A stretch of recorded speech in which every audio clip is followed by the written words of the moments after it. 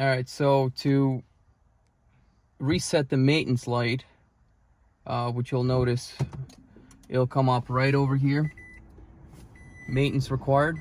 What we want to do is you turn that twice, and it's not actually on. This is the accessory. There's the odometer trip. You get it to 2 odometer. You were just on Trip odometer right there. Get a 2 odometer, and then we turn it off, and we turn it back on with the 2 buttons held down together.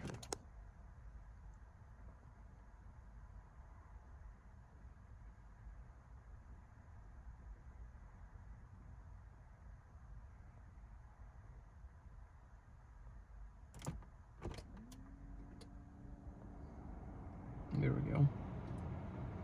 And there we go. And that's done. So you had to, once you get it to the odometer with this auto trip, you turn it off and you have to power it and hold it twice. And when you do that, it's going to give you kind of like a countdown on the side there.